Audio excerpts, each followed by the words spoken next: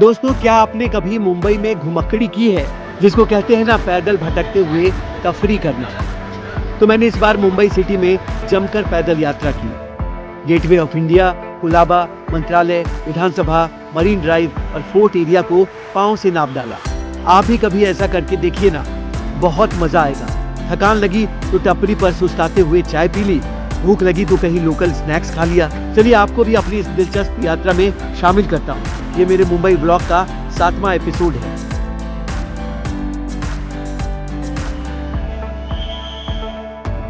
Good morning. इस बार के Mumbai trip का आज आखिरी दिन और अभी मैं बहुत ही इम्पोर्टेंट जगह पे जा रहा हूँ।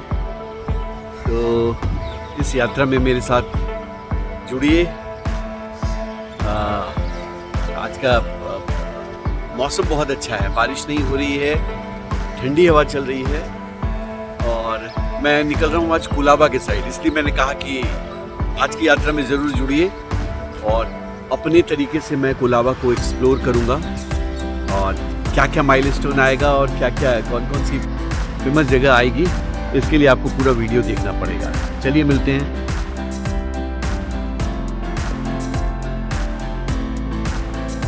वटाला से ईस्टर्न फ्रीवे होते हुए मैं फोर्ट एरिया की ओर बढ़ने लगा। साफ सुथरा हाईवे और दाहिने साइड ऊंची इमारतों का सुंदर समूह। मुंबई की वो सुबह बहुत मनोरम थी। फोर्ट एरिया में आने के बाद जैसे राइट साइड में सड़क मुड़ती है, सबसे पहले आरबीआई की सफेद ऊंची बिल्डिंग नजर आती है। देश की अर्थव्यवस्था पर नियंत्रण रखने वाली प्रमुख संस्था। यही रिजर्व बैंक के गवर्नर का दफ्तर है। आगे बढ़ने पर सफेद सुंदर ये ऐतिहासिक इमारत टाउन हॉल है। आपको पहले के वीडियो में इसके बारे में बता चुका हूँ। यहाँ की लाइब्रेरी में 15वीं सदी में लिखी गई दांते की डिवाइन कॉमेडी की मूल प्रति रखी है। आगे दोनों साइड की इमारतों को देखिए, इनमें भी कई ऐतिहासिक इमारतें हैं। ये रोड नरीमन पॉइंट जाता है, लेकिन हम कुलाबा कॉजवे की ओर मुड़ गए। हमें पहले जाना था गेटवे ऑफ इंडिया। कुलाबा के रास्तों से होते हुए हम बढ़ रहे थे। इन इलाकों को आपको पैदल भी घुमाऊंगा। ये देखिए, हम आ गए gateway of India.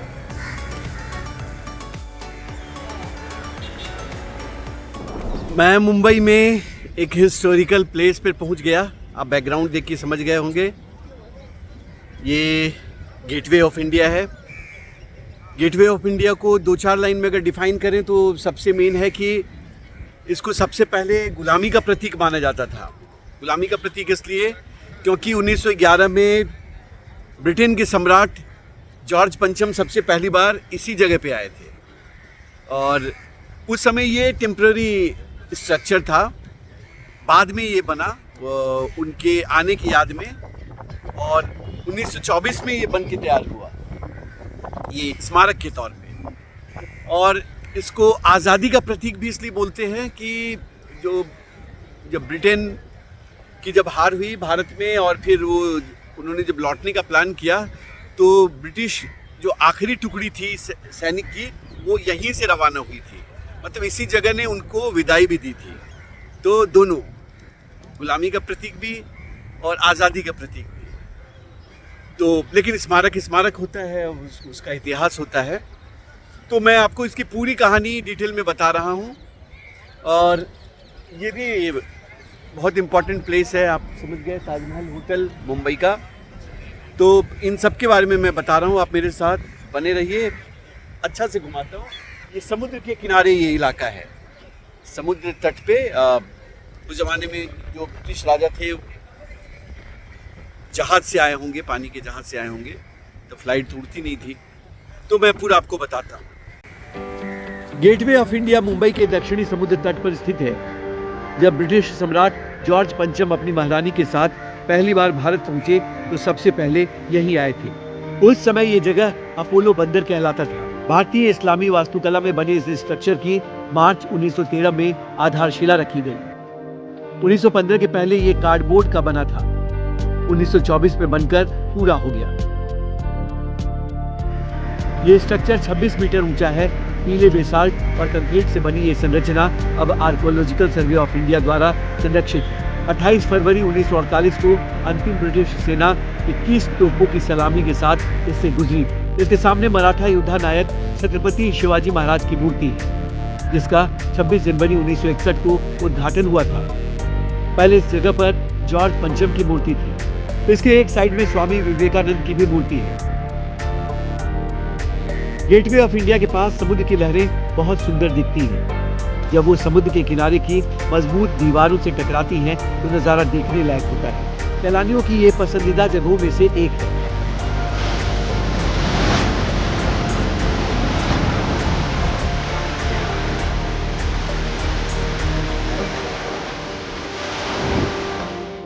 Gateway of India के चारों ओर 5 जेटी यानी घाट हैं, जिनमें से 2 का इस्तेमाल बोट या फेरी संचालन के लिए इस्तेमाल होता है। एलिफेंटा की गुफा जाने के लिए बोट यहीं से मिलती है।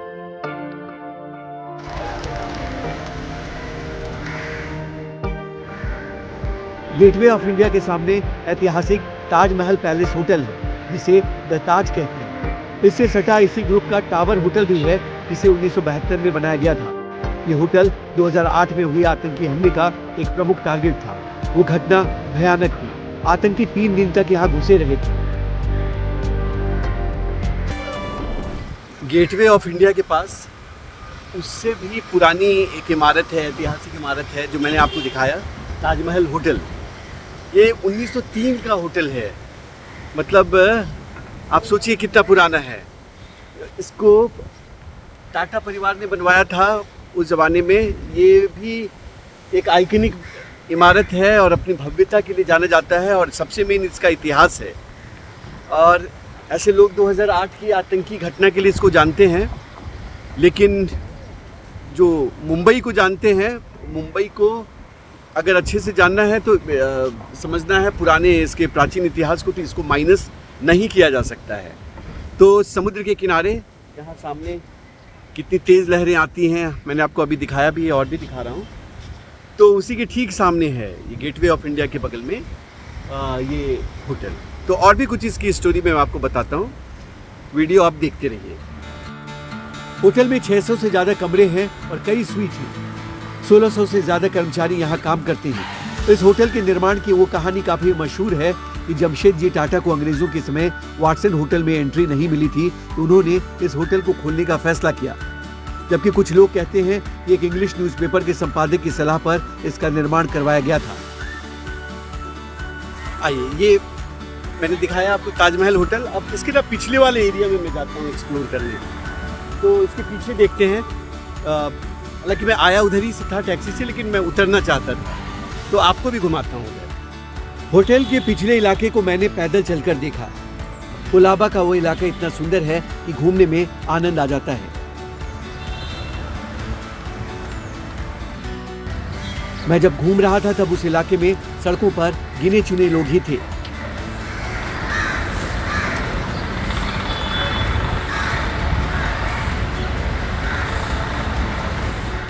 कोलाबा को पैदल चल के एक्सप्लोर करना भी एक अलग लेवल का एहसास है।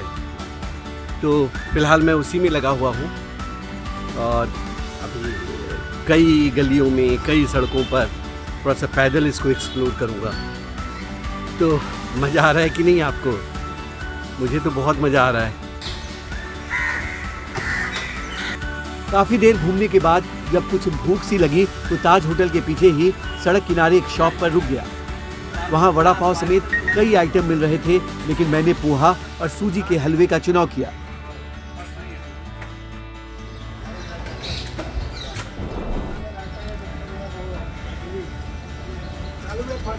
वही कोलाबा में होटल ताज के सामने पोहा का मज़ा ले रहा हूँ। उसके बाद गर्मा गर्म चाय पी।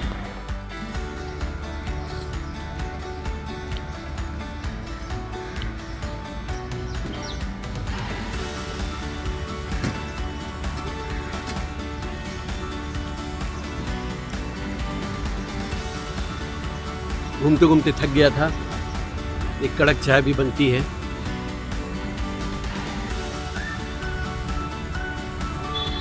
एक कोलाबा ही है, ताज महल जो होटल है उसके सामने देखिए गुंबद आपको दिख रहा होगा। मज़ा आ गया।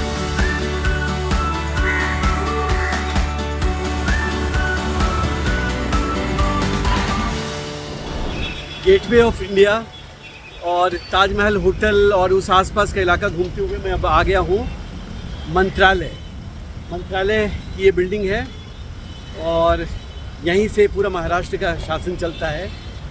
जो मंत्रालय के जो विभाग हैं, दफ्तर हैं, सीएम ऑफिस है, वो सब यहीं है। तो ये भी बहुत इम्पोर्टेंट इलाका है मुंबई का। तो थोड़ा देर इसको एक्सप्लोर करते हैं और आपको उसकी डिटेल देते हैं कहाँ कहाँ मैं जा रहा हूँ।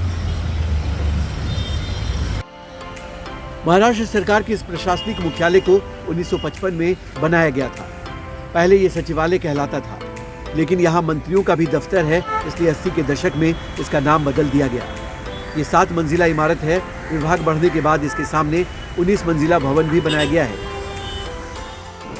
घूमते घूमते अब मैं आ गया महाराष्ट्र विधानसभा के आगे। विधान भवन जो कहते हैं ना, इसका लोकेशन आपको बता दूं, मरीन लाइन आपने देखा है, मैंने दिखाया था आपको मरीन ड्राइव के पीछे वाला एरिया, तो वहीं है ये विधानसभा।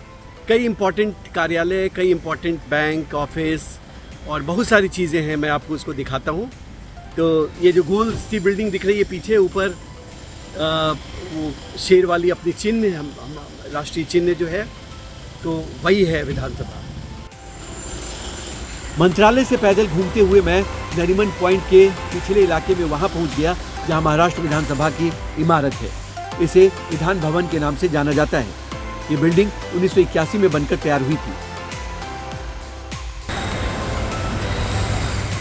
विधानसभा के बाद मैं मरीन ड्राइव की ओर बढ़ने लगा। नरीमन पॉइंट का ये इलाका कॉमर्शियल हब है। कई कंपनियों और बिजनेस हाउस का यहाँ मुख्यालय है। नरीमन पॉइंट के नॉर्थ में चर्च गेट, वेस्ट में अरब सागर और साउथ में कोलाबा है। जिस साइड से चलते हुए मैं यहाँ पहुंचा। एक बार फिर मैं आ गया हूँ मरीन ड्राइव। इसके पहले के एपिसोड में मैं आपको शाम के समय का दृश्य, जब बारिश हो रही थी, मरीन ड्राइव दिखाया था। आज जब मरीन ड्राइव पर आया हूँ तो यहाँ बारिश नहीं हो रही है। हल्की धूप खिली हुई है और हवा ठंडी चल रही है। आपको हवा की आवाज़ भी आ रही होगी और लहरें हमेशा की तरह अपने चिर परिचित अंदाज में हिलोरें मार रही है। आप देखिए, तो कुछ जगह ऐसी है ना, वहाँ कितनी भी बार आओ तो मन नहीं भरता है। तो मरीन ड्राइव भी उसी में से एक है। तो आज ज़्यादा समय नहीं लूँगा, थोड़ा थोड़ा दोनों साइड का मैं नज़ारा आपको दिखा देता हूँ, लहरें भी दिखा देता हूँ। तो चलिए। नरीमन पॉइंट का नाम कांग्रेस के एक लोकप्रिय नेता और कॉर्पोरेटर खुर्शीद नरीमन के नाम पर रखा गया है, जिन्होंने इस इलाके के विकास के लिए अहम योगदान दिया था। इन 3 इमारतों के बीच में होटल ट्राइडेंट और ओबराय है। यहाँ भी 2008 में आतंकी हमला हुआ था।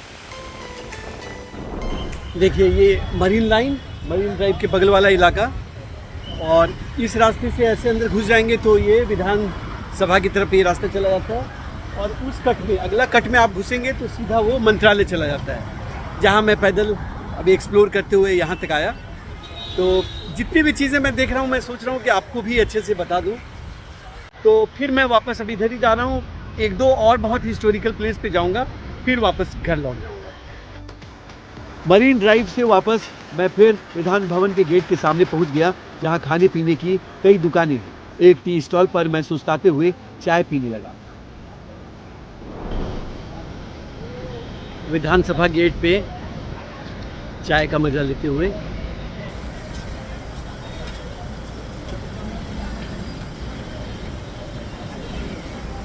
मज़ा आ गया आज घूमने में। देखिए, इसी रास्ते से मैं गया था उधर मरीन ड्राइव की तरफ। दोनों रास्ता, इधर से भी ये जाएंगे तो मरीन ड्राइव जाता है, इधर से भी जाता है। वहां से दोबारा मैं मंत्रालय भवन के सामने आ गया, जहां कई पॉलिटिकल पार्टियों के दफ्तर और मंत्रियों के घर हैं। देखिए, एक और बहुत इम्पोर्टेंट चीज़ बताता हूँ। मैं यहाँ विधानसभा के गेट्स इस साइड से आया और ये सामने मंत्रालय है, और ये जो लाइन है ना, ये लाइन, इस लाइन से मंत्रियों का घर है और कुछ पार्टी का दफ्तर भी है। आप ये देख रहे हैं एक पार्टी का वो आपको नाम भी दिख रहा होगा, चुनाव चिन्ह, और वो उसका गेट ये दिख रहा है। मंत्रालय बिल्डिंग के पास से मैं मैडम कामा रोड पर चलते हुए फोर्ट एरिया की ओर बढ़ने लगा। फिर चौराहा पार कर एक हरे भरे घास के मैदान के पास रुक गया। ये मुंबई का मशहूर ओवल मैदान है। आपने इसे कई फिल्मों में भी देखा होगा। मुंबई में मुझे ये जगह भी बहुत पसंद है, वो जो क्लॉक टावर है ना, और ये जो फील्ड है बड़ा सा ग्रीन सा घास। ये फिल्मों में आपने गाने भी देखे होंगे। यहाँ पे एकदम ये मंत्रालय के पास ही है, ये सामने मंत्रालय है यहाँ, और ये चौक है। ये आगे ना ये चर्च गेट ये इलाका चला जाता है। तो मैं इन सब की भी आपको कहानी सुना रहा हूँ, आप गौर से इसको आगे कहानी देखते रहिए। ओवल मैदान चर्च गेट स्टेशन के नज़दीक है। उसके आसपास कई ऐतिहासिक इमारतें हैं। दूर से वो जो लंबा सा क्लॉक टावर दिख रहा है उसका नाम राजाबाई क्लॉक टावर है। ये 1878 में बनकर तैयार हुआ था। उसके बगल में उसी साल की बनी हाईकोर्ट की बिल्डिंग है और उसी के आसपास यूनिवर्सिटी की इमारत भी है। इन सबको पास से भी दिखाऊंगा। वहां से रोड पार कर मैं रीगल सिनेमा की बिल्डिंग के आगे से गुजरा। इसका निर्माण 1930 में हुआ था, जिससे जुड़ी कई दिलचस्प कहानियां हैं। इस नाम की और इस शक्ल की एक बिल्डिंग दिल्ली में भी है। रीगल की इमारत से थोड़ी ही दूर पर लियोपोल्ड कैफे है। सुबह 7:30 बजे के आसपास से मैं लगातार कोलाबा में ही चक्कर लगा रहा हूँ। अब दिन के 11 बज गए हैं। अब देखिए एक राउंड में पैदल ही मंत्रालय साइड से फिर आ गया गेटवे ऑफ इंडिया के आसपास, और मेरे पीछे एक बड़ा फेमस जगह है, बहुत ही फेमस जगह है। ये है लियोपोल्ड कैफे बार। आपने नाम सुना होगा आतंकी घटना में। ये है लियोपोल्ड कैफे बार। देखिए उसके ऊपर लिखा है 1871 से ही ये कैफे बार है। तो मुंबई की ऐतिहासिकता आप जानते हैं, और उसमें भी पूरा कोलाबा ही एक ऐतिहासिक जगह है। और उस जगह को मैं पैदल एक्सप्लोर कर रहा हूँ और आ गया लियोपोल्ड कैफे एंड बार। तो उसको नज़दीक से आपको दिखाता हूँ। लियोपोल्ड कैफे एक ईरानी कैफे है। इसके आसपास के इलाके को कोलाबा कॉजवे कहते हैं। 2008 में आतंकियों ने इस कैफे में ही सबसे पहले पहुंचकर फायरिंग की थी, जिसमें 10 लोगों की मौत हो गई थी। इस जगह को फिर गुलजार होकर देखना अच्छा लगता है। इंग्लिश के एक मशहूर उपन्यास और उसके सीक्वल में भी इस कैफे का जिक्र है। कैफे देखने के बाद मैंने टैक्सी ले ली। उस दिन ही मुझे दिल्ली लौटना था। टैक्सी के बुजुर्ग ड्राइवर ने जल्दी में मुझे कोलाबा, चर्च गेट के आसपास और फिर फोर्ट एरिया का बहुत अच्छा दर्शन कराया। डिस्ट्रिक्ट कोर्ट के बगल से गुजरते हुए हम फोर्ट एरिया की ओर बढ़ने लगे। ये एक व्यस्त कारोबारी इलाका है। यहाँ अंग्रेजों के ज़माने की बहुत सारी इमारतें हैं। यहाँ संरक्षित की गई फ्लोरा फाउंटेन भी है, जिसे अब हुतात्मा चौक कहते हैं। रास्ते में दिख रही इमारतों में कई बैंकों और बड़ी कंपनियों के ऑफिस दिखे। उस इलाके का दीदार करते हुए हम फिर पहुंच गए टाउन हॉल।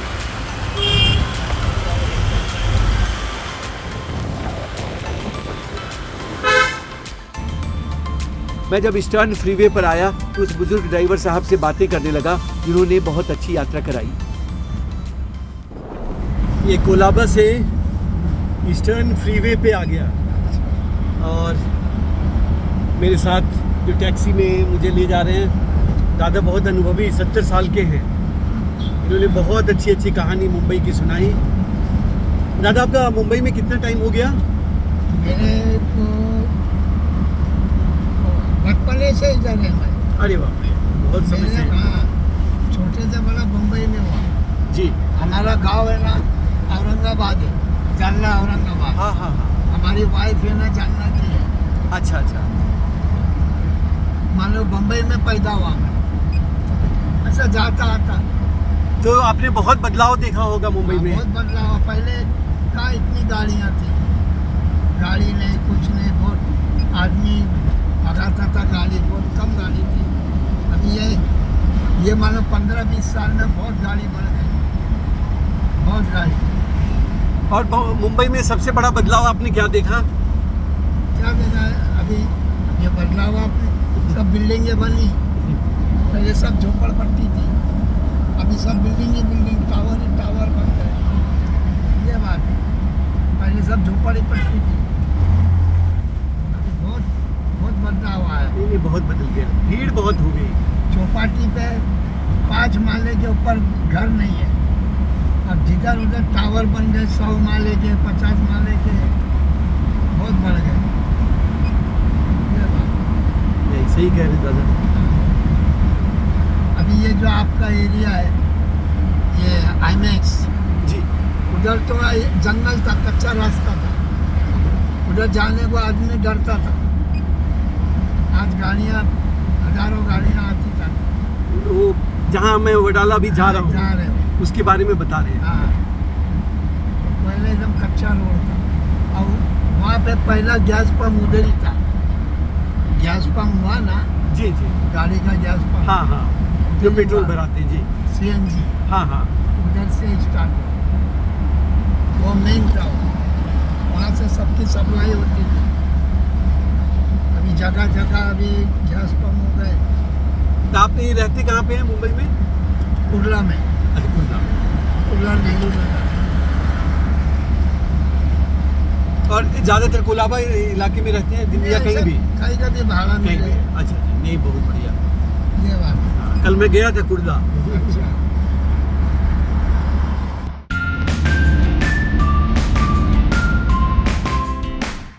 देखिए, इस ट्रिप के आखिरी दिन इस जगह पर मैं फिर आ गया।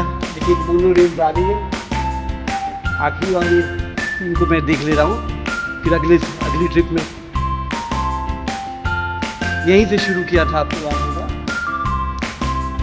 फैक्ट्री, पहाड़ी, मोनो रेल और ये नवी मुंबई जाने वाला हाईवे और वो अटल सेतु, समुद्र का जो लंबा वाला पुल बना है। घर में कुछ देर रुककर हम CST स्टेशन के लिए रवाना हो गए। छोटा भाई राहुल ईस्टर्न फ्रीवे से होते हुए हमें ड्रॉप करने जा रहा था। फ्रीवे से इस बार 7-8 बार गुजरने का मौका मिला। आइए जाते जाते आपको मुंबई के CST स्टेशन का फ्रंट दिखाता हूँ। ये यूनेस्को वर्ल्ड हेरिटेज साइट है। तो मेरी मुंबई की यात्रा यहीं समाप्त होती है। मेरे पीछे छत्रपति शिवाजी महाराज टर्मिनस का फ्रंट बिल्डिंग है, यहीं से ट्रेन निकलने वाली है। और जो ट्रेन है मेरी, वो प्लेटफॉर्म नंबर 18 से आएगी, जिधर से मैं कार से एंट्री किया, आपने देखा होगा। फिर भी मैं फ्रंट पे आ गया आप लोग को दिखाने के लिए कि ये छत्रपति शिवाजी महाराज टर्मिनस है। इसकी भी मैं हिस्ट्री बताता हूँ, आप वीडियो देखते रहिए। मुंबई के छत्रपति शिवाजी महाराज टर्मिनस का नाम पहले विक्टोरिया टर्मिनस था। पहले इसे VT कहते थे, अब शॉर्ट में CST कहते हैं। विक्टोरियन गोथिक शैली में बनी स्टेशन की इमारत 1897 में बनकर तैयार हुई थी। इसमें सेंट्रल रेलवे का मुख्यालय भी है। इसके ठीक सामने BMC मुख्यालय है, जिसकी बिल्डिंग 1893 में बनकर तैयार हुई थी। छत्रपति शिवाजी महाराज टर्मिनस के आगे ये सामने जो है, ये BMC की बिल्डिंग है। देखिए, लिखा हुआ है बृहन मुंबई महानगर पालिका मुख्यालय। तो ये दोनों एक साथ बिल्डिंग है, एक रोड की साइड, एक रोड की साइड। तो दोनों 100 साल से पुरानी बिल्डिंग है। मैं इसके बारे में आपको बताता हूँ। आप पहले पूरा इलाका देखिए।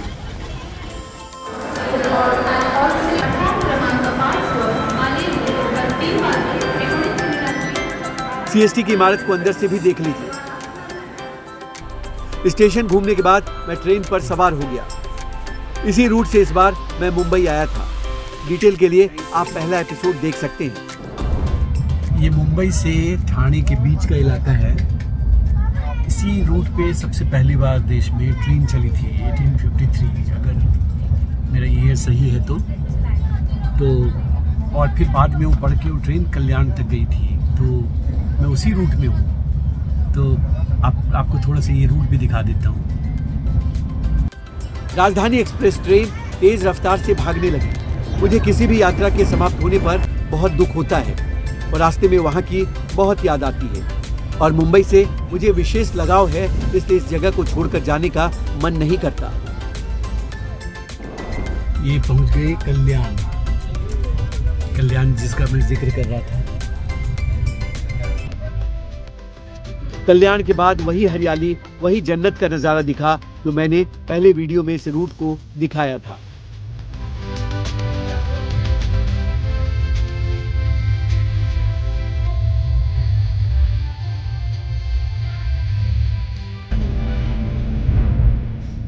दोस्तों, उम्मीद है मुंबई का मेरा इस बार का ये सफर आपको पसंद आया होगा। अगले वीडियो में किसी और जगह के दर्शन कराऊंगा। तब तक इजाजत दीजिए। नमस्कार।